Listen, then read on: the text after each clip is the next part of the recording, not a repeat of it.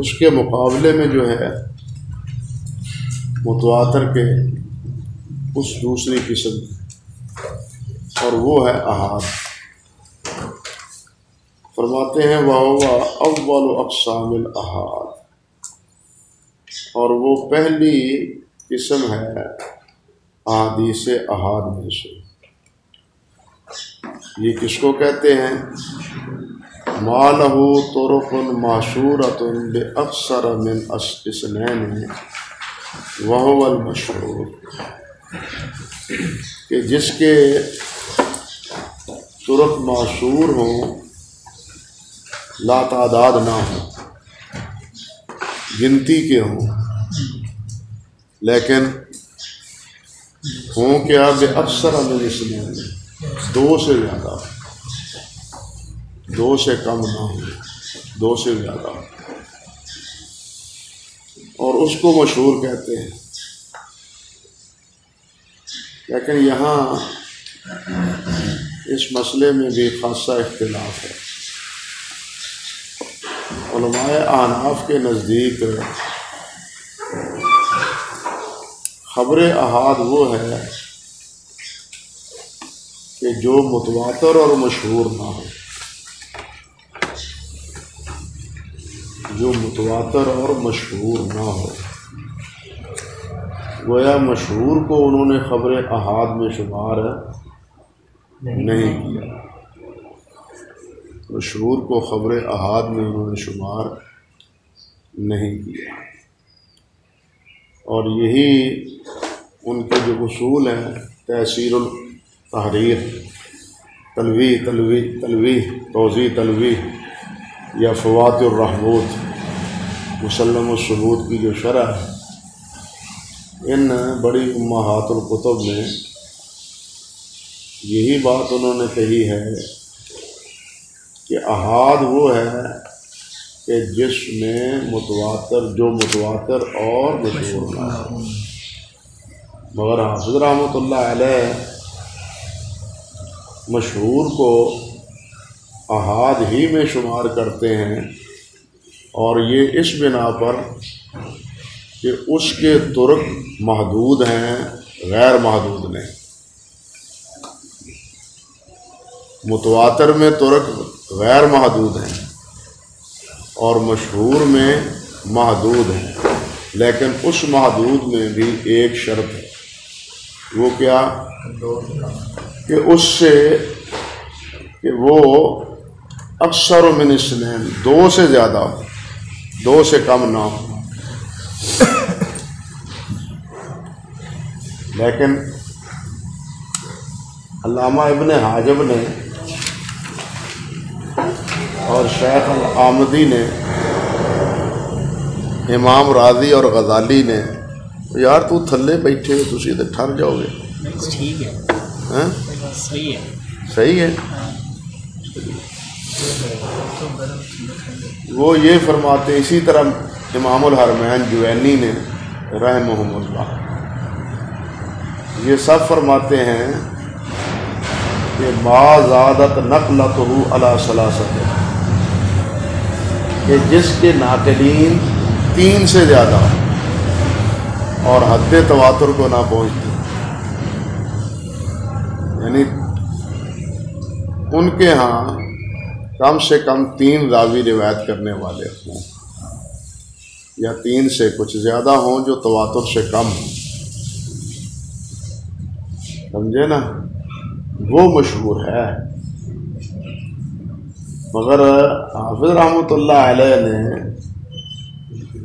فرمایا ہے کہ محدثین کے نزدیک مشہور وہ ہے جس کے طرق محصور ہوں اور اکثر ہوں، کس سے؟ دو سے۔ اللہ اکبر کبیرہ۔ اور اسی سے اس بات کی بھی تائید ہوتی ہے کہ متواتر حدیث یہ اصطلاح محدثین میں سے نہیں ہے۔ آپ نے پہلے پڑھا ہے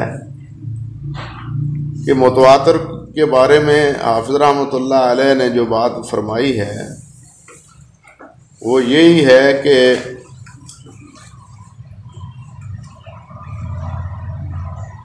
اس میں اسناد کی بحث نہیں ہوتی، اس میں سند کی بحث ہے، حتیٰ کہ سند کے لیے راویوں کا مسلمان ہونا بھی شرط نہیں ہے، عادل ہونا بھی شرط نہیں ہے۔ اور یہ عدالت کا فقدان کیوں ہے؟ وہ کہتے ہیں اس لیے کہ اس کو جمع غفیر روایت کرنے والے، بہت سے لوگ روایت کرنے والے، اس لیے کس کس کی عدالت کو آپ پرکھیں گے؟ 2 4 5 آدمی ہوں تو ان کی عدالت کا جائزہ لینا تو آسان ہے، لیکن یہاں سینکڑوں کی تعداد میں ہوں تو وہاں ہر ایک کی عدالت کا جائزہ لینا مشکل ہے، محال ہے۔ تو محدثین کے نزدیک آپ معلوم کر چکے ہیں کہ سب سے زیادہ بحث جو ہے وہ سند کے ساتھ ہوتی ہے یا دوسرے نمبر پر متن کے اعتبار سے ہوتی ہے۔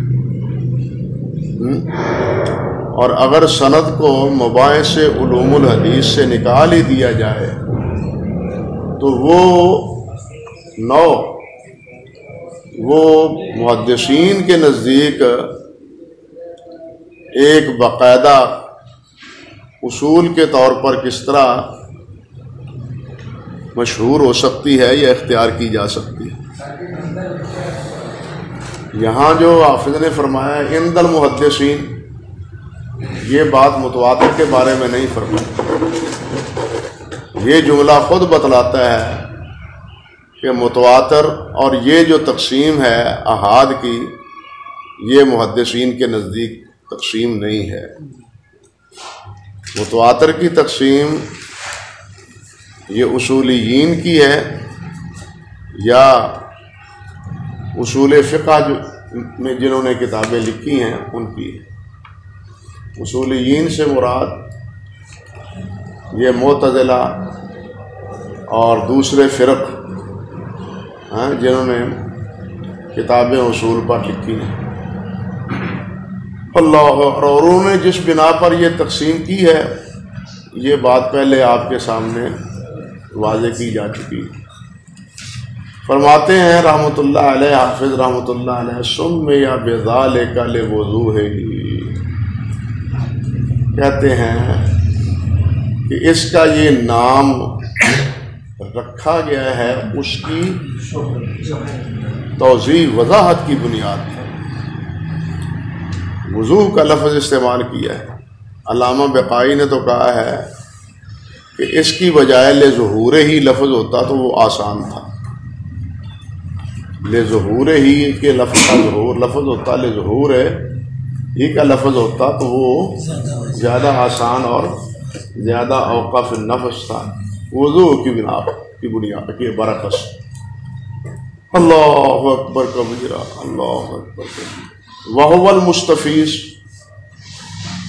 فرماتے ہیں کہ یہی مشہور جو ہے وہ مستفیض، گویا مستفیض اور مشہور دونوں کیا ہے؟ مترادف لفظ، لیکن علی رأی جماعت من ائمۃ الفقہاء، لیکن ائمہ فقہاء کی ایک جماعت کی رائے کے مطابق، ورنہ اکثر مستفیض اور مشہور کے مابین فرق کرتے ہیں۔ فرماتے ہیں سم یا بذالک لانتشارہ، اور اس کا نام مستفیض اس لیے رکھا گیا ہے اس کے پھیلاؤ کی وجہ سے، اس کی سند کے پھیلاؤ کی وجہ سے۔ من فاض الماء یفیض فیضا، اس محاورے سے یہ ماخوذ ہے کہ پانی بہہ جانا، پانی بہہ جانا۔ قرآن مجید میں بھی ہے نا، ترا اعینہم تفیض من الماء من الدم، حدیث میں بھی ہے نا، ذکر اللہ خالیا ففاضت عین، بہہ پڑنا۔ بھائی طواف افاضہ کو بھی طواف افاضہ اسی لیے کہتے ہیں نا کہ اس میدان عرفات سے حجاج یکدم نکلتے ہیں. مغرب کے وقت فوج در فوج کی شکل میں پاپیادہ سواریوں پر میدان عرفات چھوڑ رہے ہوتے ہیں.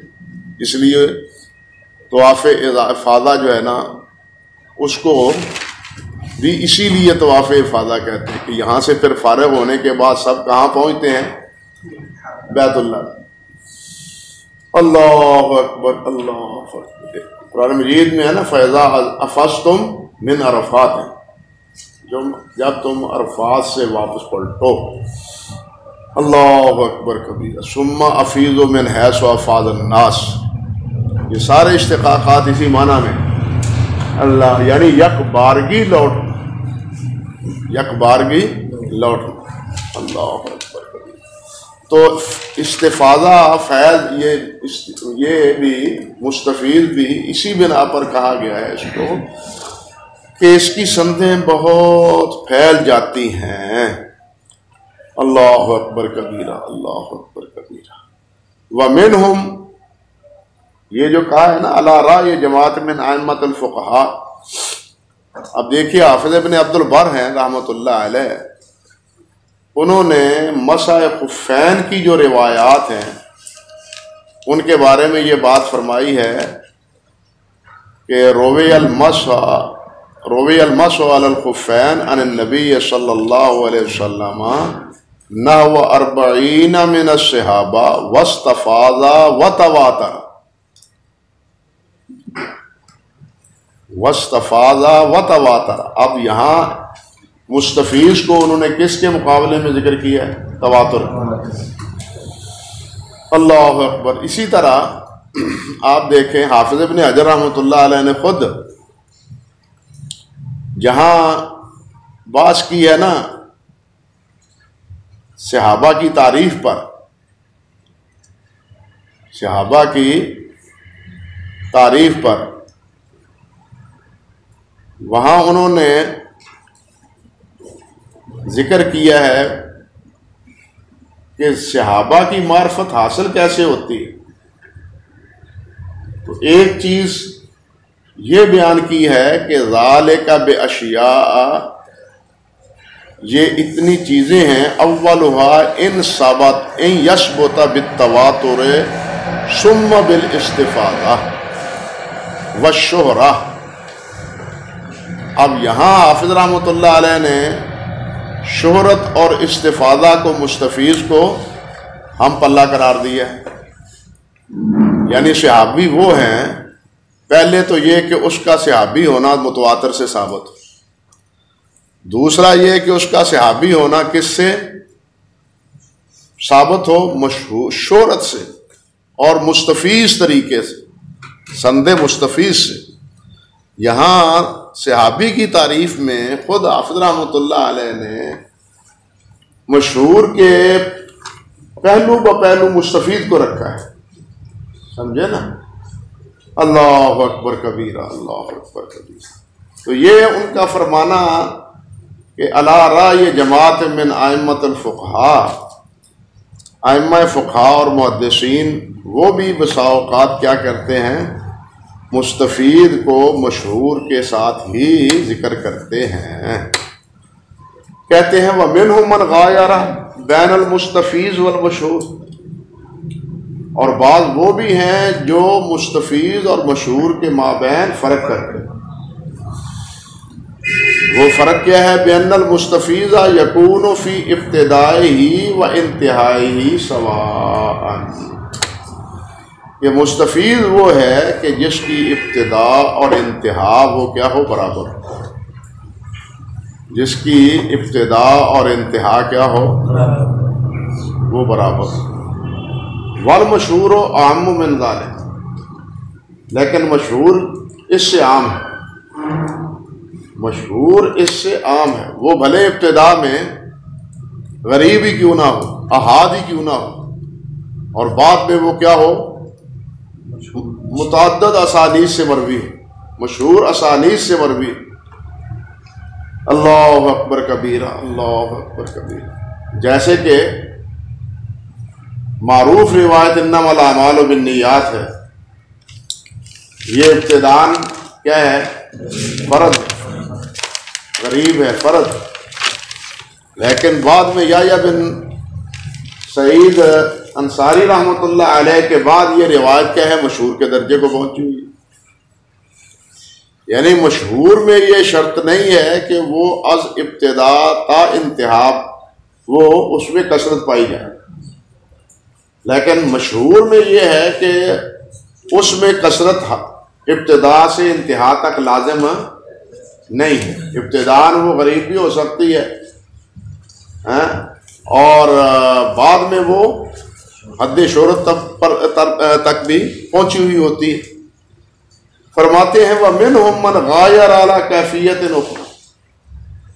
ایک مغایرت، ایک تفریق تو یہ ہے، اور بعض وہ بھی ہیں جنہوں نے کسی ایک اور اسلوب میں، ایک اور پہلو میں ان دونوں کے درمیان فرق کیا ہے. وَلَيْسَ مِن مَبَاحِثِ هَذَا الْفَنِّ، لیکن وہ اس فن کے مباحث میں سے نہیں ہے. وہ فرق کیا ہے؟ وہ کہتے ہیں وہ فرق یہ ہے کہ وہ روایت کیا ہو، اس روایت کو تلقی بالقبول حاصل ہو. اس روایت کو کیا حاصل ہو؟ تلقی بالقبول حاصل ہو.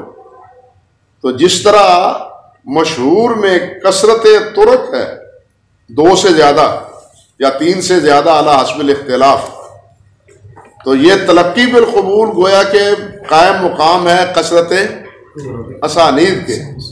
لیکن یہ تلقی بالقبول مباحث علوم الحدیث میں نہیں ہے، کیونکہ تلقی بالقبول میں پھر سند کی ضرورت باقی نہیں رہتی. سمجھے یا نہیں؟ فقہاء محدثین تمام اس کی صحت پر متفق ہوتے ہیں اور اس کو قبول کرتے ہیں، اور اس کے لیے ضروری نہیں ہے کہ کوئی زیادہ اسانید بھی ہوں. خبر واحد جو ہے وہ اس کو بھی تلقی بالقبول حاصل ہو سکتی ہے.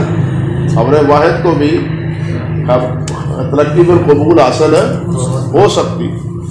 تو اس اعتبار سے وہ کہتے ہیں کہ بعد نے ایک اور کیفیت میں دونوں کے مابین فرق کیا ہے، لیکن وہ فرق اس فن کے ساتھ اس کا کوئی تعلق اور علاقہ نہیں ہے. اور وہ تعریف کیا ہے؟ وہ تعریف ہے، اللہ آپ کا بھلا کرے، کہ مستفیض وہ ہے جس کو تلقی بالقبول حاصل ہو. جس طرح کہ اللہ آپ کا بھلا کرے فتح المغیث میں حافظ سخاوی رحمۃ اللہ علیہ نے ذکر کیا ہے. بلکہ ابو بکر سیرفی رحمۃ اللہ علیہ نے، ابو بکر محمد بن عبداللہ السیرفی متوفہ 330، اور ابو بکر محمد بن علی القفال یہ فوت ہوئے ہیں 365 میں ان کے بعد. یہ دونوں بزرگ فرماتے ہیں کہ جو روایت تلقی بالقبول جس کو حاصل ہو اور متواتر ہو، ان دونوں کا ایک ہی معنی ہے، دونوں میں کوئی فرق نہیں.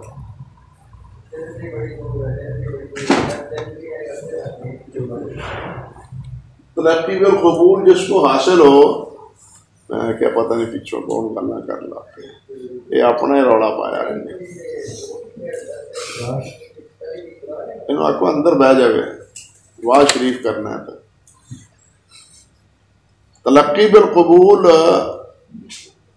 جس کو حاصل ہے یہ علامہ سیرفی رحمۃ اللہ علیہ اور اسی طرح علامہ غفار رحمۃ اللہ علیہ وہ کہتے ہیں تواتر متواتر اور تلقی بالقبول والی روایت جو ہے ان دونوں میں کوئی فرق ایک ہی معنی نہیں. بلکہ ابو الحسن علی بن محمد ماوردی وہ کہتے ہیں کہ انہ اقوی من المتواتر، کہ جس روایت کو تلقی بالقبول حاصل ہوتی ہے وہ متواتر سے بھی زیادہ قوی.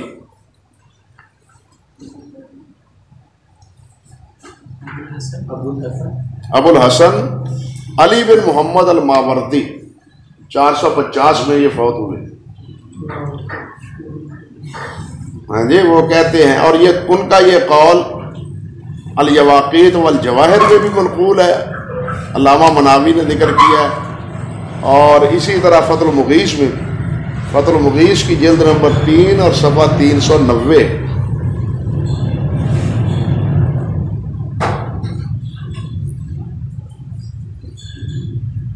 سمجھے بات؟ فرماتے ہیں ثم المشہور، پھر جو مشہور ہے، یطلق علی ما حررنا ہونا، مشہور کا اطلاق ہوتا ہے جو تعریف ہم نے یہاں کی ہے۔ مشہور محدثین کے نزدیک جس کے کیا مطلب، سب سے 2 سے زیادہ، جو ہم نے تعریف کیا ہے، جو اس کی تعریف بیان کی ہے، ایک تو اس کا مفہوم یہ ہے، اس پر مشہور کا اطلاق ہوتا ہے۔ کہتے ہیں وہ علی مشتہر علی الالسنہ، اور ایک مشہور وہ ہے جو زبان پر مشہور ہو گئی، زبان پر وہ کیا ہے، مشہور ہو گئی ہے، اس کی 2 یا 2 سے زیادہ اسانید نہیں ہے، لیکن اس کو مشہور شمار کیا گیا ہے۔ اللہ اکبر کبیرہ، اللہ اکبر کبیرہ۔ اور اسی موضوع پر بہت سے علماء کرام نے کتابیں بھی لکھی ہیں۔ مثال کے طور پر مشہور کتاب ہے علامہ سخاوی رحمۃ اللہ علیہ کی المقاصد الحسنہ فی بیان کثیر من الاحادیث المشتہرہ علی الالسنہ۔ اب تو یہ تحقیق کے ساتھ بھی چھپ چکی ہے 2 جلدوں میں، 2 3 4 جلدوں میں، بہت اچھی تحقیق ہے وہ، پہلے ایک ہی جلد میں چھپی تھی اور اب تحقیق کے ساتھ بھی الحمدللہ اچھی تحقیق کے ساتھ چھپی۔ اور اسی طرح اسی موضوع پر اور بھی کتابیں ہیں، مثال کے طور پر کشف الخفاء ومزیل الالباس من الحدیث، کشف الخفاء یہ علامہ اسماعیل بن محمد اجلونی کی ہے، 2 جلدوں میں، اسماعیل بن محمد اجلونی کی، یہ 2 جلدوں میں۔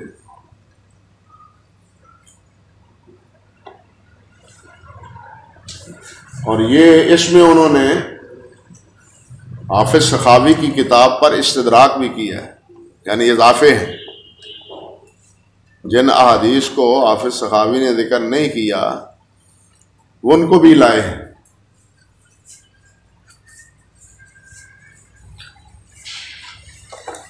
اور اسی موضوع پر اللہ آپ کا بھلا کرے، کتاب ہے التذکرہ فی الاحادیث المشتہرہ،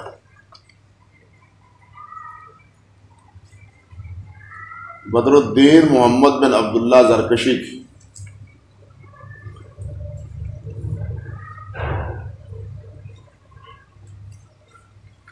اور اسی پر کتاب ہے تمییز الطیب من الخبیث، یہ دراصل اختصار ہے کس کا، مقاصد الحسنہ کا۔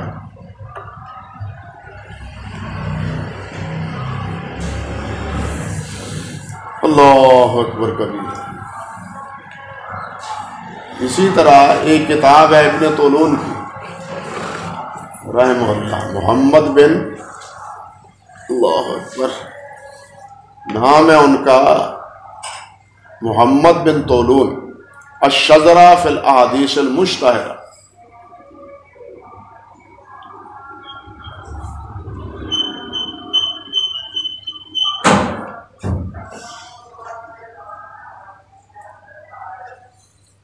اور ایک کتاب ہے الغماز علی اللماس لابی الحسن نور الدین سمہودی کی، یہ سب کتابیں چھپی ہوئی ہیں۔ غماز۔ اور ایک ہے اثناء المطالب فی احادیث مختلفۃ المراتب، یہ ہے شیخ محمد بن درویش الشہیر بن حود بیرونی، اللہ بیروتی کی اللہ اکبر کبیر۔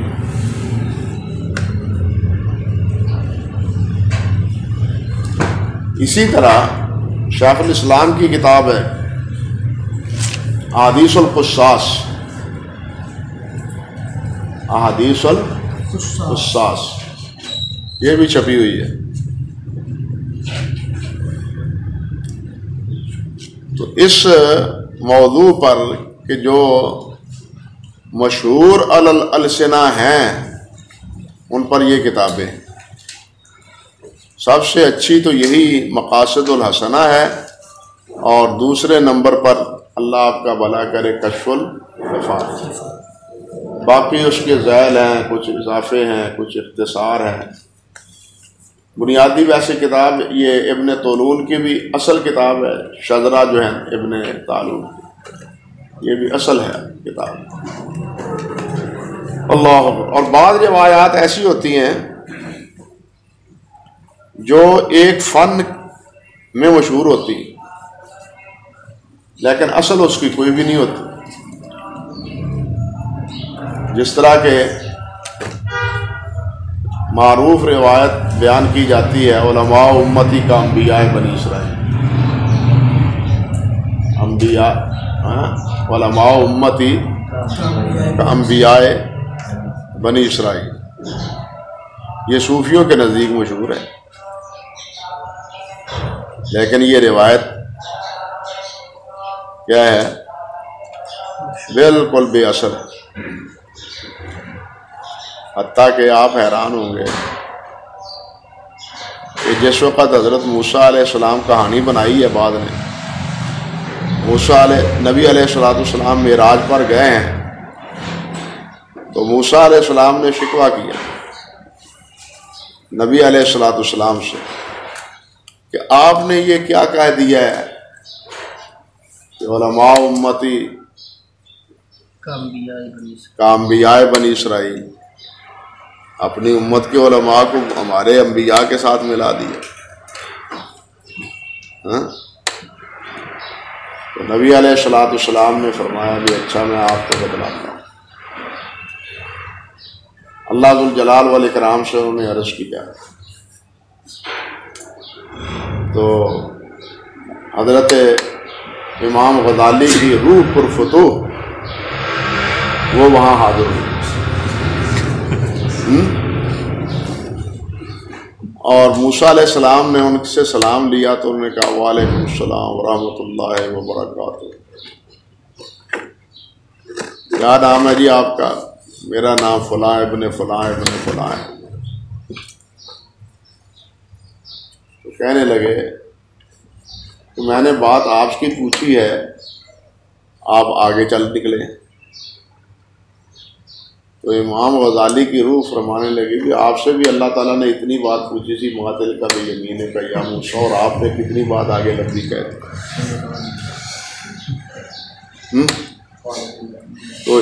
تو موسیٰ علیہ السلام خاموش ہو گئے اور انہوں نے اس حدیث کی حقانیت کو تسلیم کر لی۔ یہ امام غزالی کے مناقب میں بھی یہ واقعہ لکھا جاتا ہے، امام غزالی کے مناقب میں یہ قصہ ذکر کیا جاتا ہے۔ یہ تاریخ فرشتہ ہے نا، اس میں ایک عجیب واقعہ ہے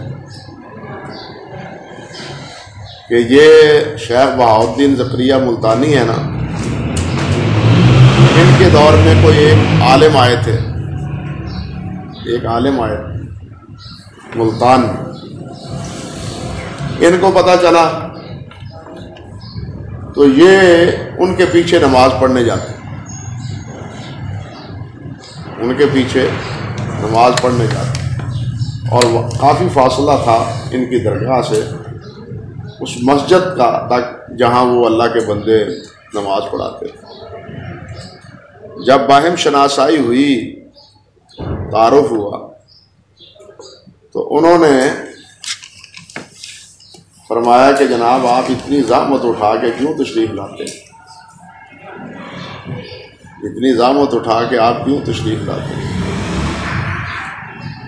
تو حضرت صاحب فرمانے لگے کہ نبی علیہ السلام نے فرمایا علماء امتی کا انبیاء بنی اسرائیل، آپ عالم آدمی ہیں اس لیے آپ کے پیچھے نماز پڑھنے کے لیے آتے ہیں، اور ساتھ یہ بھی کہ ایک عالم کے پیچھے نماز پڑھنا ایسے ہی ہے جیسے ایک نبی کے پیچھے نماز پڑھنا ہے۔ نبی صلی اللہ علیہ وسلم، یہ بھی حدیث ہے، عالم کے پیچھے نماز ایسے پڑھنا ہے اور جس طرح ایک نبی کے پیچھے حدیث پڑھنا ہے۔ وہ مولوی صاحب بھی خاموش ہو گئے۔ ایک روز ایسا ہوا کہ ان کے آنے میں تاخیر ہو گئی اور ان کی ایک رکعت رہ گئی، ان کی ایک رکعت رہ گئی۔ اب انہوں نے کیا کیا، 2 رکعتوں پر تشہد تھا، تو 2 رکعتوں پر تشہد میں امام کی موافقت کرنے کی بجائے وہ کھڑے ہو دوسری رکعت پڑھنے لگے۔ شیخ بہاؤالدین صاحب وہ دوسری رکعت پڑھنے لگے۔ انہوں نے سلام پھیرا تو دیکھا یہ پہلے سے ہی نماز پڑھ رہے ہیں، تشہد میں بیٹھے ہی نہیں۔ سلام سے فارغ ہوئے تو انہوں نے حضرت صاحب سے عرض کیا کہ آپ نے یہ کیا کیا ہے، آپ تشہد میں نہیں بیٹھے، امام کی موافقت نہیں، فصنعوا کما یصنع الامام، آپ نے یہ کیا کیا؟ اگر امام کو صاحب ہو اور آپ اٹھ جاتے گئے ہیں، امام تو سجدہ صاحب کرے گا تو پھر آپ پھر نیچے آئیں گے سجدہ صاحب کرنے کے لیے۔ تو حضرت صاحب فرمانے لگے اگر کشف کے ذریعے پتہ چل جائے کہ امام پر صاحب نہیں ہے تو وہ اٹھ کے کھڑا ہو کے نماز پڑھ سکتا ہے۔ کشف کے ذریعے اگر پتہ چل جائے، یہ صوفیوں کے کشف سے بھی اللہ ہی پناہ دے، یہ کشف سے بہت معروف روایات کا انکار بھی کرتے ہیں اور بے ڈھبی سی روایات ان کو پیش بھی کرتے ہیں۔ تو وہ مولانا فرمانے لگے حضرت صاحب یہ کشف رکھیں آپ اپنے پاس، نبی علیہ السلام نے یہ فرمایا ہے، نبی صلی اللہ علیہ وسلم کی اقتداء کرنی چاہیے، کشف کی اقتداء نہیں چاہیے۔ اس کے بعد پھر یہ حضرت صاحب ان کے پیچھے نماز پڑھنے نہ گئے، پھر اپنے درگاہ میں وہ نمازیں پڑھتے ہیں۔ کہنے کا مقصد یہ تھا کہ صوفیوں کے ہاں یہ بڑی معروف روایت، اسی طرح صوفیوں کے ہاں یہ بڑی معروف، من عرف نفسہ قد عرف ربہ، حالانکہ یہ بھی بے اصل، لیکن ایک حقیقت ضرور ہے اس میں۔ حافظ ابن قیم رحمۃ اللہ علیہ نے مدارج السالکین میں اسی پر 2-3 صفحے لکھ دیے کہ یہ روایت تو نہیں ہے لیکن ہے حقیقت پر مبنی، معنوی اعتبار سے، کہ جو اپنے آپ کو پہچان لیتا ہے وہ رب کو پہچان لیتا ہے۔ میں اپنے آپ کو پہچانوں کہ میں محتاج محض ہوں، میں فقیر ہوں، میں محتاج ہوں، اور اللہ بے نیاز ہے، اللہ بے نیاز ہے، تو پھر انسان کو اپنی اوقات کا پتہ چل جاتا ہے اور اللہ رب العزت کی قدرت کاملہ کا پتہ چل جاتا ہے۔ وہ فرماتے ہیں انسان اپنے علم میں بھی محدود، اللہ ذوالجلال والاکرام کا علم لامحدود۔ انسان اپنے معاملات میں بھی کیا ہے، غیر قادر، اللہ ذوالجلال ہر چیز پر قادر۔ اسی طرح بصیرت ہے، بصارت ہے، اسی طرح سماع ہے، اسی طرح دوسری صفات۔ انسان اپنی ان تمام صفات میں کیا ہے، محتاج ہے، صفات ہونے کے باوجود بھی محتاج ہے، اور ناقص ہے یہ صفات، یہ صفات ہونے کے باوجود ناقص ہے۔ دیکھتا ہے، صفت ہے، لیکن کہاں تک؟ سنتا ہے، یہ صفت ہے، کہاں تک؟ مگر اللہ سبحانہ و تعالیٰ کی یہ تمام صفات کامل ہے۔ انسان کی محتاجگی قدم قدم پر اگر انسان سوچے، جس طرح اللہ سبحانہ و تعالیٰ نے فرمایا سنوریہم آیاتنا انفسہم، یہ انفسی دلیل، انسان کے اپنے نفس کی سے پتہ چلتا ہے کہ اللہ سبحانہ و تعالی ہے، اور اللہ رب العزت ہی وہ ذات ہے جو قادر مطلق ہے۔ تو خیر کہنے کا مقصد یہ تھا کہ یہ حدیث تو نہیں ہے، صوفیوں کے یہاں معروف ہے، من عرف نفسہ فقد عرف ربہ، لیکن یہ کہتے ہیں کہ مانوی اعتبار سے اگر غور فکر کیا جائے تو یہ اپنی ایک حقیقت پر مبنی ہے۔ اسی طرح فقہا کے نزدیک ایک معروف روایت، فقہا کہتے ہیں اللہ آپ کا بھلا کرے کہ ابغض الطلاق عند اللہ، ابغض الحلال عند اللہ الطلاق، حالانکہ یہ روایت صحیح نہیں، یہ روایت صحیح نہیں ہے، ضعیف ہے روایت۔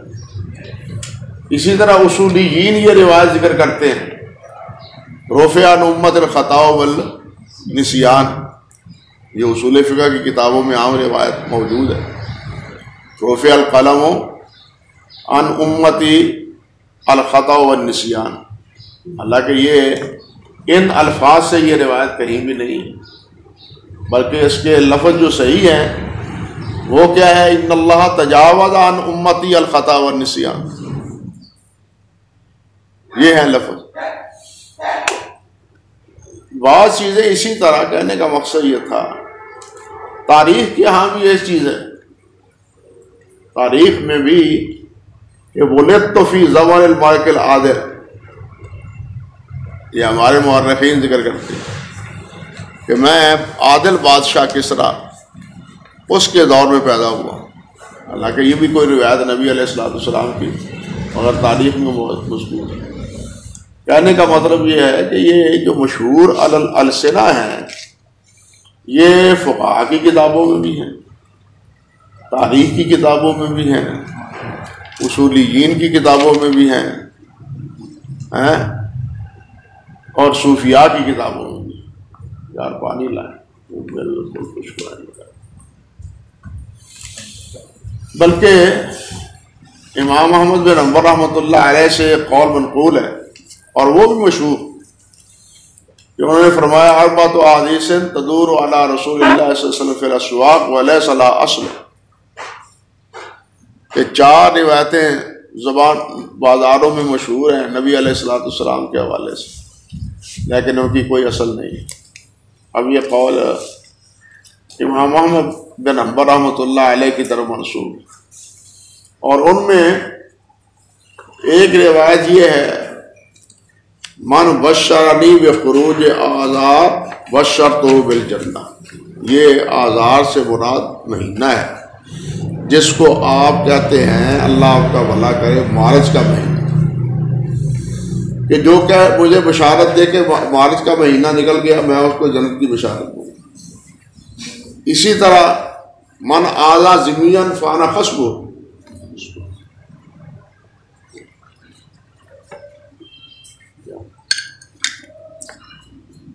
من آذا ذمیا فانا خصمہ یوم القیامہ، اور ایک روایت میں ہے یوم نحرکم یوم صومکم، ہمارے ہاں گاؤں میں بھی یہ ہے نا، وہ قربانی دی دن ادھا روزہ ہوتا ہے، مشہور ہے نا، ہاں پہلو روزہ ہوتا ہے پھر قربانی کرو پھر وہ جناب گوشت کھانا ہے، ہمارے ہاں بھی یہ بات معروف ہے، اور ہمارا تردید کرتے ہیں کوئی روزہ نہیں ہوتا، لیکن مصنون عمل یہی ہے کہ نبی علیہ السلام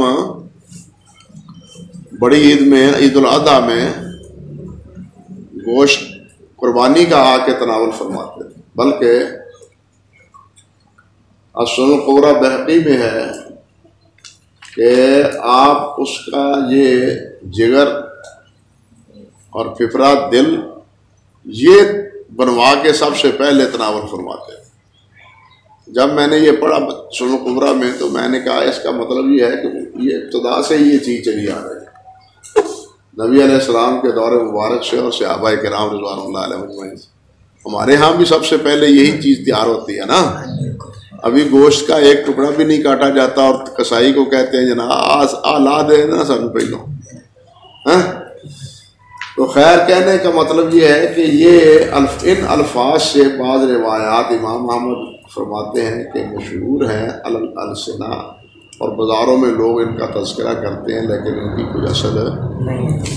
لیکن آپ حیران ہوں گے یہ چیز ذکر کی ہے، اللہ آپ کا بھلا کرے، الباعث الحسیس میں بھی اور النقط میں بھی ابن الصلاح رحمۃ اللہ علیہ نے، لیکن انہوں نے کہا ہے کہ یہ امام احمد بن حنبل رحمۃ اللہ علیہ سے یہ منقولہ قول صحیح نہیں ہے۔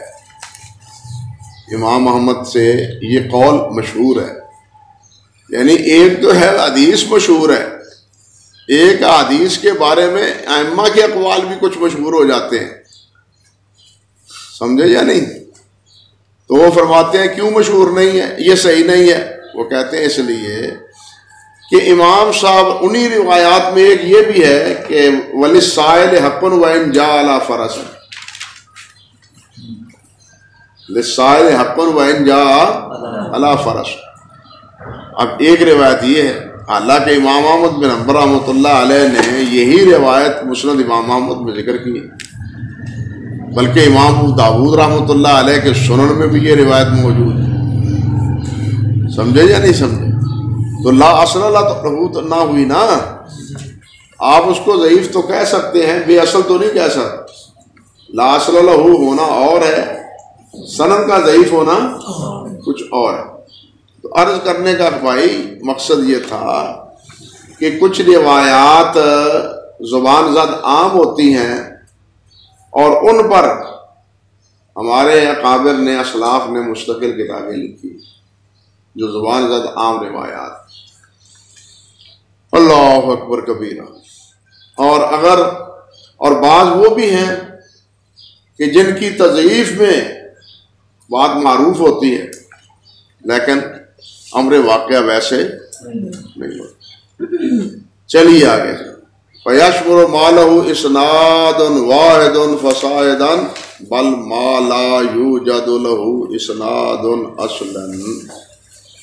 حافظ فرماتے ہیں رحمۃ اللہ علیہ کہ جو مشہور ہوتی ہے زبان پر تو وہ شامل ہے اس کو بھی مَا لَهُ إِسْنَادٌ وَاحِدٌ فَصَاعِدًا، جس کی ایک سند بھی نہیں ہوتی، ایک سے اوپر کیا ایک سند بھی نہیں ہوتی، بل مَا لَا يُوجَدُ لَهُ إِسْنَادٌ أَصْلًا، بلکہ اس کی بالکل سند نہیں ہوتی، لیکن زبان زد عام ہوتی، عام زبان پر وہ روایت چڑھی ہوئی ہوتی ہے، ذکر کرتے ہیں علماء کرام فتوائے اعظام، وہ جس طرح ہمارے ایک مولوی صاحب نے کہا سب سے پہلے نبی علیہ السلام نے سے پوچھا گیا کہ جناب آپ کا جنازہ کون پڑھے، تو جی پہلے اللہ تعالیٰ پڑھیں گے، پھر فرشتے پڑھیں گے، پھر وہ پڑھیں گے، پھر وہ پڑھیں گے، پھر تب باری باری آ کے تم پڑھنا۔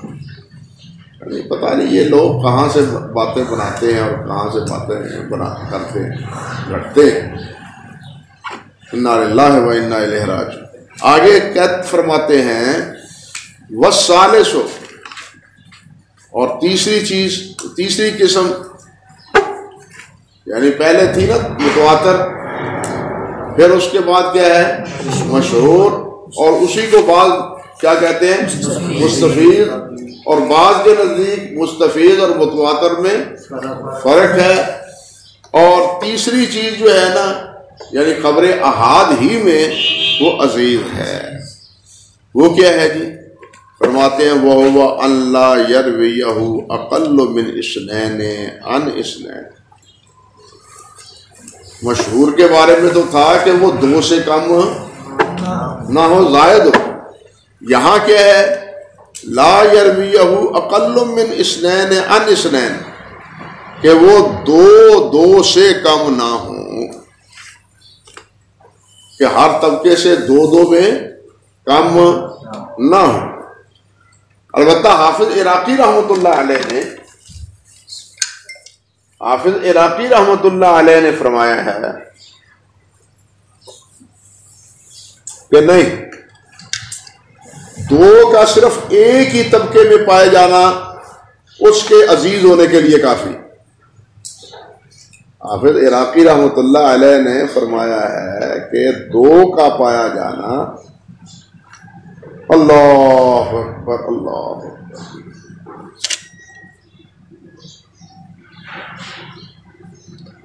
اور اکثر متاخرین کا یہی قول ہے، جیسا کہ حافظ سخاوی رحمۃ اللہ علیہ نے فتح المغیث میں ذکر کیا ہے، صفحہ 387 جلد 3 میں۔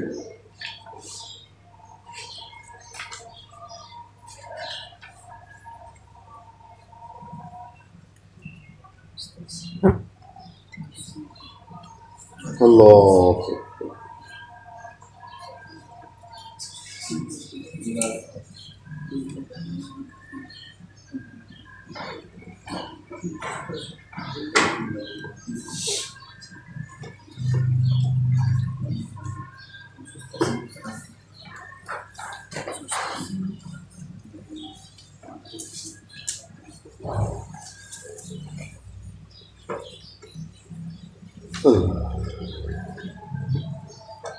آگے چلیں جناب۔ وَسُمِّيَ بِذَلِكَ، اور اس کو عزیز کیوں کہا گیا؟ کہتے ہیں اس لیے کہ اما لقلت وجودہ، اس شرط پر اس کا وجود بہت کم پایا جاتا ہے، وَإِمَّا لِكَوْنِهِ عَزَّا، یا اس بنا پر کہ دوسرا راوی آنے سے اس کی تقویت ہو گئی۔ سمجھے نا بات؟ عزا کا معنی کیا ہے کرتے؟ تقویت کے معنی میں بھی کرتے ہیں۔ اللہ اکبر کبیر۔ عزا یعزو فتح کے ساتھ، وہ کیا ہے؟ طاقت، قوت، جس طرح قرآن مجید میں ہے نا فَعَزَّزْنَا بِثَالِثٍ، دو کی جب تکذیب کی تو ہم نے ان کی تقویت کی کس سے؟ تیسرے سے۔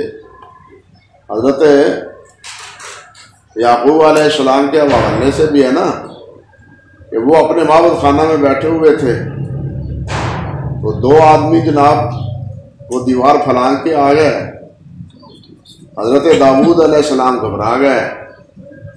قصہ مختصر کہ انہوں نے آ کے اپنی بپتا سنانی شروع کی، اور اس بپتا میں ایک نے مظلومیت اپنی ظاہر کی، اور مظلومیت ظاہر کرتے ہوئے ساتھ یہ بھی اس نے کہا کہ ایک تو اس کے پاس جناب پہلے 99 بکریاں ہیں اور میری ایک ہی بکری وہ بھی لینا چاہتا ہے، اور دوسری بات یہ ہے کہ یہ گفتگو میں بھی بڑا ہوشیار چلاک ہے، گفتگو بھی مجھے نہیں بارے آنے دیتا۔ وہاں کیا لفظ؟ فَعَزَّنِي فِي الْخِطَابِ، وہاں کیا غالب آیا مجھ پر، قوت ہے اس کو مجھ کو گفتگو کرنے۔ تو عزا یعزو کے معنی کیا ہے؟ اور عزا یعزو کے معنی کیا ہے؟ قلت۔ اللہ اکبر کبیر۔ فرماتے ہیں اے قاویہ بمجیئہ من طریق اخری، دوسرے سند سے، دوسرے واسطے سے آنے کی وجہ سے اس کو کیا ہو گئی ہے؟ تقویت ہو گئی ہے، اس لیے اس کو کیا کہتے ہیں؟ عزیز۔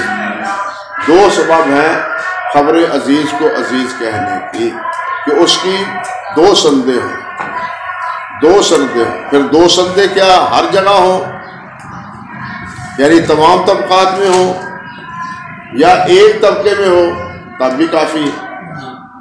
دیکھیے بات تو یہی ہے کہ جب آپ غریب، ایک سند ہے غریب ہے، ایک عزیز ہے، ایک متواتر ہے، غریب غرابت میں آپ تمام سند میں غرابت لازم قرار نہیں دیتے،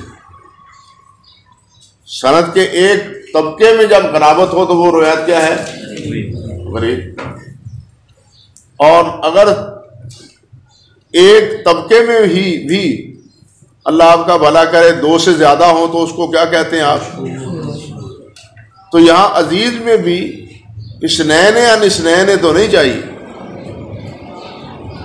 عراقی نے جو بات فرمائی ہے اصول ضابطے کے مطابق تو وہ درست ہے کہ ایک ہی اس طبقے میں اگر دو راوی روایت کرنے والے ہوں تو وہ بھی کیا ہے؟ عزیز ہونے کے لیے کیا ہے؟ کافی ہے۔ متاخرین اکثر مشائخ جو ہے نا وہ جس طرح حافظ سخاوی رحمۃ اللہ علیہ نے فرمایا ہے۔ اور یہ کیوں ہے؟ دیکھیے متواتر میں تو مقصود تھی کثرت، متواتر میں مقصود کیا تھی؟ اور وہ بھی کثرت لامحدود، ٹھیک ہے۔ لیکن یہاں یہ جو تقسیم ہے کہ یہ کیا ہے، مشہور ہے یا مستفیض ہے یا یہ عزیز ہے یا یہ غریب ہے، یہاں قلت ہے، یہاں کیا ہے؟ قلت ہے۔ وہاں تواتر میں تمام طبقات میں لازم تھا کہ تمام طبقات میں وہ جمع غفیر روایت کرنے والا ہو، کسی ایک طبقے میں کم نہ ہو، اول سے آخر یکساں ہو، اول سے آخر یکساں ہو، تواتر میں یہ شرط۔ لیکن ان میں آپ پہلے پڑھ چکے ہیں نا کہ ان میں کیا ہے، وہاں اقلیت ملحوظ رکھی جاتی، اقلیت میں ایک ہے تو غریب، دو ہے تو عزیز، دو سے زائد ہے، تین ہے تو پھر کیا؟ سمجھ آ گئی بات؟ اللہ اکبر کبیرہ۔ آگے فرماتے ہیں، اللہ کا بھلا کرے، وَلَيْسَ شَرْطًا لِلصَّحِيحِ خِلَافًا لِمَنْ زَعَمَهُ۔ لیکن ایک بات سمجھ لو کہ یہ صحیح کے لیے شرط نہیں ہے کہ دو راوی روایت کرنے والے ہوں، کہ دو راوی روایت کرنے والے ہوں، یہ صحیح کے لیے شرط نہیں ہے۔ خلافاً لمن زعمہ، اس کے برعکس جس نے یہ دعویٰ کیا ہے، یہ بات کہی ہے کہ صحیح حدیث کے لیے دو راویوں کی ضرورت ہے، کہ اس کو دو راوی بیان کرنے والے ہوں۔ کہتے ہیں کہ وَهُوَ ابو علی الجبائی، اور وہ ہیں ابو علی الجبائی جو 303 میں فوت ہوئے ہیں، اور ان کا نام محمد بن عبد الوہاب ہے، اور یہ معروف معتزلی ہے، اور یہ معروف معتزلی ہے۔ اللہ اکبر جی۔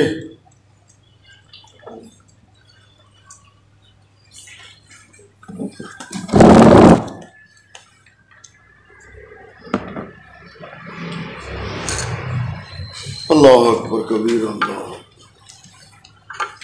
انہوں نے کہا ہے کہ دو آدمی صحیح حدیث کے لیے کیا شرط ہے؟ دو۔ فرماتے ہیں وَإِلَيْهِ يُؤْمِيُ كَلَامُ الْحَاكِمِ أَبِي عَبْدِ اللَّهِ فِي عُلُومِ الْحَدِيثِ، اور اسی کا اشارہ ہے امام ابو عبداللہ الحاکم کے کلام میں۔ وہ کلام کس میں ہے؟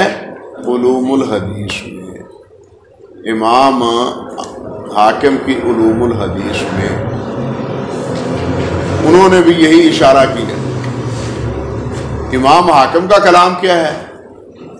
جو معرفت علوم الحدیث ان کی کتاب ہے، اس میں انہوں نے کیا فرمایا؟ پہلے یہ سمجھیں۔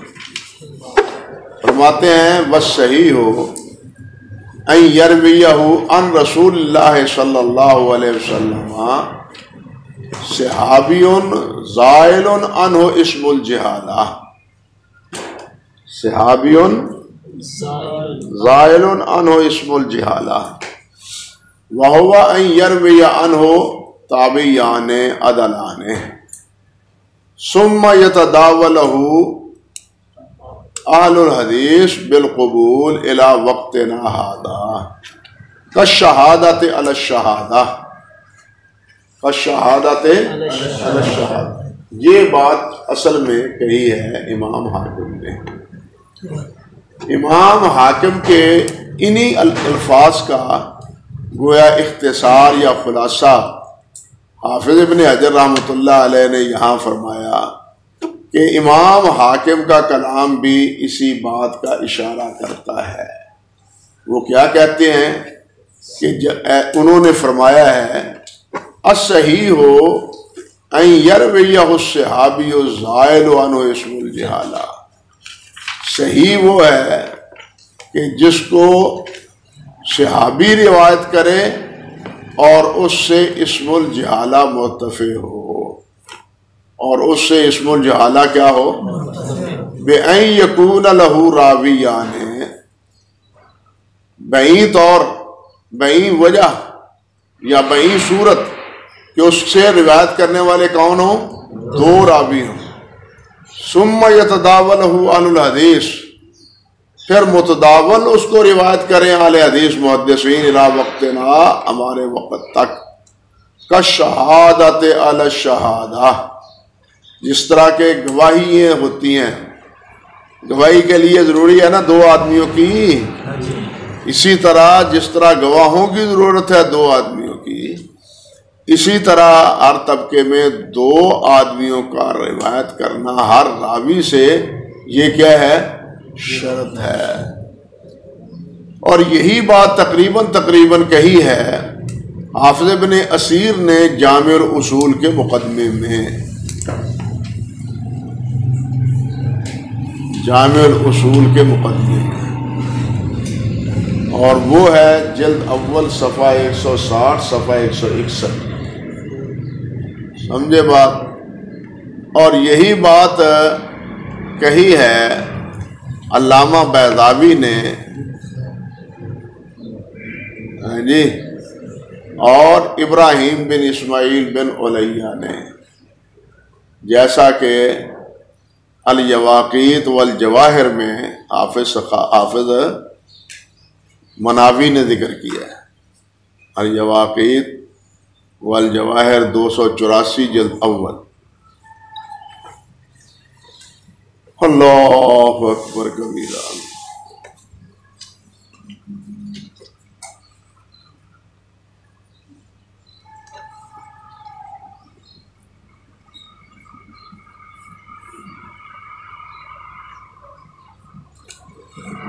اللہ حافظ سخاوی کا خیال یہ ہے، حافظ سخاوی کا خیال یہ ہے کہ امام حاکم رحمۃ اللہ علیہ نے جو یہاں صحابی کے بارے میں بات فرمائی ہے نا، زائل عنہ اسم الجہالہ، اس بات سے انہوں نے رجوع کر لیا ہے، اس کو مستثنیٰ قرار دے دیا ہے۔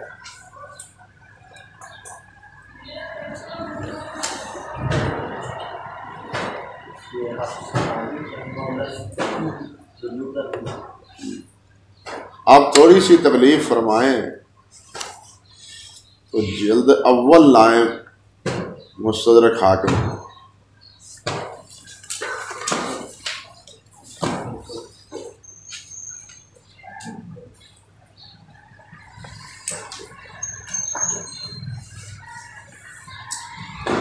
اللہ اکبر کبیرہ۔ اللہ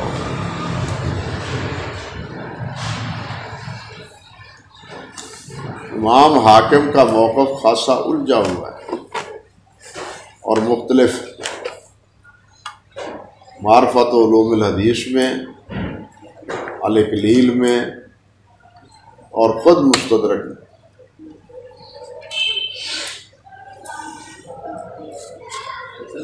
عزیز بھی کہتے ہیں کہ راوی کے بارے میں بتا رہے ہیں، جس سے بات کریں تو اس سے جہالت منتشر ہو جاتی ہے۔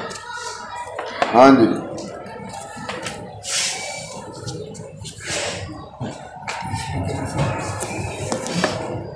اللہ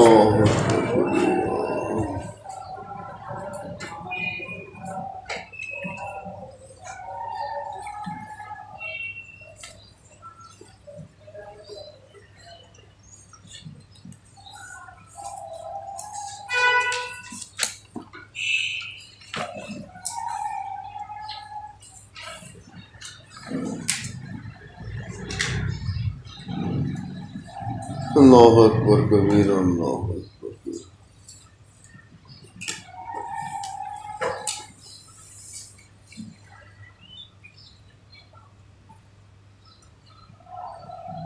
اللہ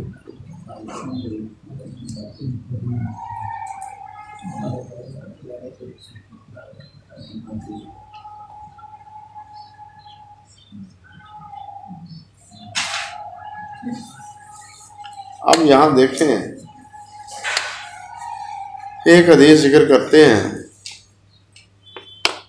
اور فرماتے ہیں ھذا حدیث صحیح الاسناد تفرد به احمد بن جناب وهو شرط من شرطنا في هذا الكتاب انا نخرج افراد الثقات اذا لم نجد لها الا. سمجھو کہ اگر اس میں کوئی علت نہیں پائی جاتی، راوی منفرد بھی ہے اس روایت میں، ثقہ ہے، تو ہم اس کو اپنی اس کتاب کی شرط کے مطابق سمجھتے ہیں.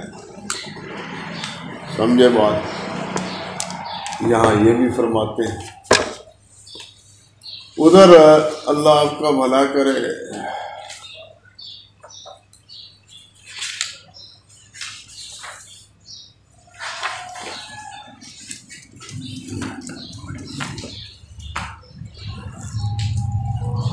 یہ ایک روایت ذکر کرتے ہیں اور اس کو ذکر کرنے کے بعد فرماتے ہیں ھذا حدیث مخرج مثلہ فی المسند الصحیح لمسلم فقد احتج بنصر ابن عاصم اللیثی وسلیمان ابن مغیرہ فاما عقبہ بن مالک اللیثی فإنہ صحابی مخرج حدیثہ فی کتب الائمہ فی الوحدان وقد بینت شرطی فی اول الکتاب بانی اخرج حدیث الصحابہ عن آخرہم اذا صاحت طریقہ الیہم. سمجھے بات؟ کوئی سمجھی یہ بات؟ کہتے ہیں کہ میں نے اپنی اس کتاب میں عقبہ بن عامر کی یہ روایت ہے. یہ روایت کس سے ہے؟ عقبہ بن عامر کی روایت ہے. اور عقبہ بن عامر وہ ہیں کہ جو صحابی ہیں اور ان کی حدیث ائمہ کی کتابوں میں موجود ہے جو وحدان کے بارے میں لکھی گئی. ان سے ایک ہی راوی روایت کرنے والا اصل میں. تاثر یہ ہے ہماری کتاب سے کہ امام حاکم کے نزدیک صحیح حدیث کے لیے کیا ہے؟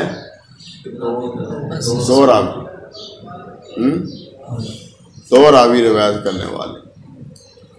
یہاں انہوں نے عقبہ کے بارے میں خود ہی ذکر فرمایا ہے کہ اس سے ایک ہی روایت کرنے والا ہے.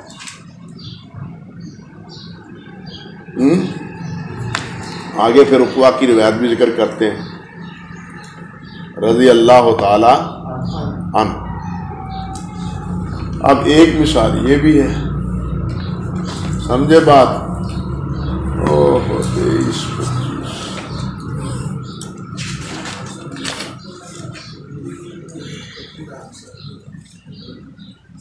اللہ فرماتے ہیں یہاں پھر یہی مسئلہ ہے. ھذا حدیث مستقیم ولیس له علت ولم یخرجاہ والعلت عندہما فیہ ان ہانی بن یزید لیس له راو غیر ابنہ شریح وقد قدمت الشرط فی اول ھذا الکتاب ان الصحابی المعروف اذا لم نجد له راویا غیر تابعی واحد معروف احتججنا به وصححنا حدیثہ. وہ جو بات تھا کہ دو راوی صحابی سے روایت کرنے والے ہوں، وہ بات تو ختم ہو گئی. سمجھے نا؟ یہ ہے صفحہ 23 مستدرک حاکم کا. سمجھے بات؟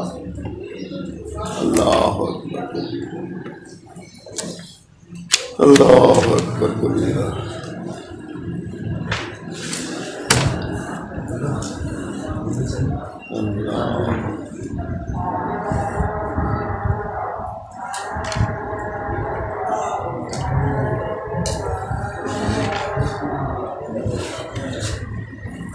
اچھا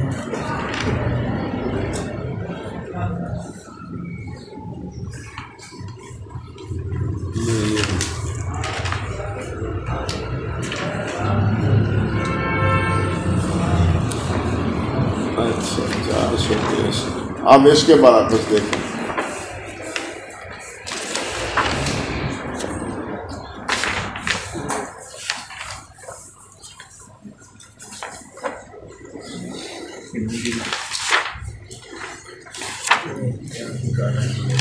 اللہ اکبر کبیرہ اللہ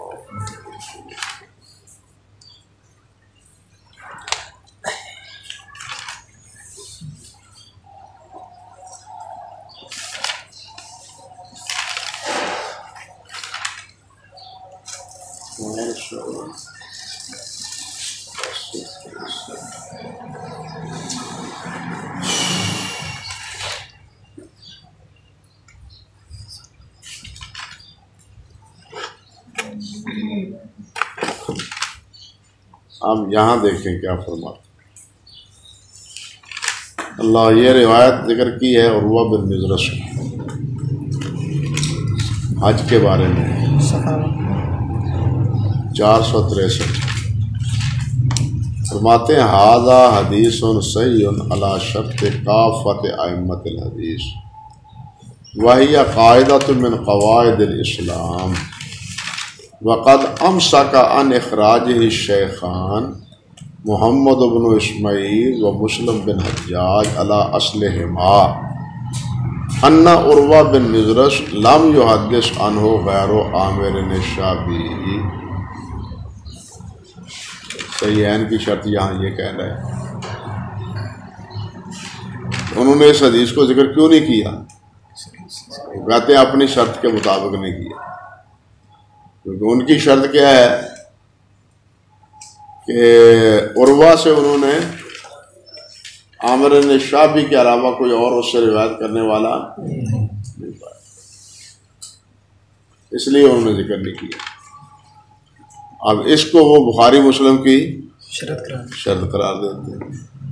کہنے کا مقصد یہ تھا کہ حاکم ہو یعنی مستدرک ہو یا معرفت علوم الحدیث ہو، ان میں خود امام حاکم رحمۃ اللہ علیہ کا کلام متضاد ہے صحیح حدیث کی شرط کے بارے میں، سمجھے نا. پھر یہ بات جو معرفہ میں ہے جس طرح کہ آپ نے پڑھا یا سنا ہے کہ صحابی زائل عنہ اسم الجہالہ وہو ان یروی عنہ تابعیان عدلان، کہ صحیح وہ ہے کہ جس سے وہ صحابی روایت کرے جس سے دو عادل تابعی روایت کرنے والے ہوں، اور صحابی کی دو تابعیوں کی روایت سے اسم الجہالہ کیا ہو جاتی ہے؟ مرتفع ہو جاتی ہے. اب سوال یہ پیدا ہوتا ہے کہ صحابی کی عدالت کے لیے یا اس سے ارتفاع جہالہ کے لیے دو عادل تابعیوں کی روایت شرط ہے،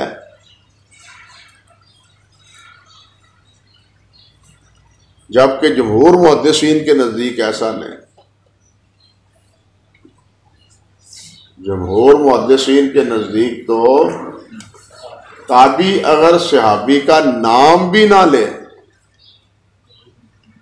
صرف اتنی بات کہہ دے عن رجل من اصحاب النبی صلی اللہ علیہ وسلم، تو وہ روایت متصل سمجھی جاتی ہے ائمہ اربعہ کے نزدیک بھی اور جمہور محدثین رحمۃ اللہ کے نزدیک. آپ جتنی مسانید ہیں بشمول مسند امام محمد بن حنبل رحمۃ اللہ علیہ کے، اس میں آپ حروف تاجی کے مطابق جو ان کے شاگرد ہیں ان غیر مسمہ صحابہ کی روایات مسانید میں پائیں گے، بلکہ بخاری مسلم میں موجود ہے، صحاح ستہ میں موجود ہیں. مسانید ہی نہیں بلکہ بخاری مسلم میں یہ موجود ہے. تو تو امام حاکم رحمۃ اللہ علیہ کی تعریف میں، صحیح حدیث کی تعریف میں یہ شرط عائد کرنا کہ دو تابعی ثقہ عادل اس سے روایت کرنے والے ہوں تو اس صحابی کی عدالت کیا ہوتی ہے؟ مرتفع ہو جاتی ہے۔ انہوں نے صحیح احادیث کے درجہ بندی کرتے ہوئے یہ بات تو کہہ دی، لیکن یہ محدثین کے اصول کے مطابق نہیں۔ ایک ہی صحابی، ایک ہی تابعی ثقہ، یعنی جہاں صحابی کے ثبوت کے لیے یہ ضروری ہے کہ وہ متواتر اس کے بارے میں علم ہو یا مشہور مستفید ہو، اس سے آگے یہ بھی ہے کہ کوئی عادل ثقہ تابعی وہ کہہ دے کہ یہ صحابی۔ حافظ نے الاصابہ کے مقدمے میں یہ بات ذکر کی ہے، اس طرح پہلے میں نے بتایا ہے نا کہ حافظ رحمۃ اللہ علیہ نے صحابہ کے ثبوت کے لیے وہاں مشہور اور مستفیض کو اکٹھا ذکر کیا ہے، گویا کہ وہاں ان دونوں میں حافظ خود فرق نہیں کرتے۔ تو جس طرح صحابی کی ثبوت کے لیے تواتر، مشہور، وہاں ایک صورت تیسری کیا ہے؟ ثقہ تابعی کہے کہ یہ صحابی، سمجھے نا؟ ثقہ صحابی کہے، اگر کہنے والا ضعیف ہے تابعی وہ صحابی ثابت نہیں ہوگا، یا یہ کہ پچھلی سند بھی اگر ضعیف ہے تو وہ صحابی صحیح ثابت مشکوک ہے اس کی صحبت، سمجھے یا نہیں؟ تو امام حاکم رحمۃ اللہ علیہ سے جو انہوں نے نقل کیا ہے بات ٹھیک ہے، انہوں نے کہی ہے، اس کا انکار نہیں کہ حاکم نے یہ بات کہی ہے معرفہ میں، ملتی جلتی یہ بات، لیکن خود ان کا کلام اس بارے میں کیا ہے؟ متضاد ہے۔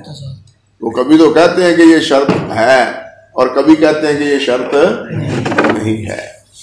آگے وہ فرماتے ہیں حافظ صاحب، الشہادۃ علی الشہادہ اللہ اکبر کبیرہ وسرہ، آگے بات ہے سرہ القاضی ابو بکر، یہ آگے دوسری بات۔ حاکم کے بارے میں مزید ابھی بات انشاءاللہ اللہ نے چاہا تو اگلے سبق میں بھی کریں گے، اور آگے جو بات آئی ہے امام ابن العربی کے حوالے سے وہ بھی انشاءاللہ